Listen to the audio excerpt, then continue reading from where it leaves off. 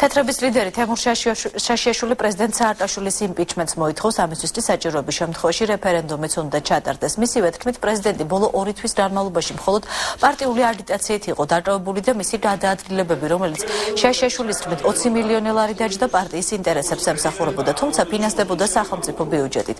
თეთრების განცხადებით, ნაციონალური მოძრაობა ახლა კიდევ უფრო საშიშია, ვიდრე ხელისუფლებაში ყოფნის დროს, რადგან ის ახლა არ ოპოზიციაში, არამედ ჩასაფრებაში იმყოფება. თეთრების საერთაშორისო ექსპერტთა ჯგუფის შექმნას მოითხოვენ, რომელიც შეისწავლის ქვეყანაში არჩევნების შემდგომ ვითარებას და დასკვნებს დააკეთებს ეკონომიკაში, ბიზნესსა და სახელმწიფო ბიუჯეტში არსებულ მდგომარეობაზე. ნაცმოძრაობა გადავიდა არა ოპოზიციაში, არამედ ჩასაფრებაში. ნებისმიერი ქვეყნისათვის ჩასაფრებული პოლიტიკური ძალა ეს არის დამანგრეველი. 5-6 თვე, წყლარ 7 განწყობაზე იქნება ნაციონალური მოძრაობა.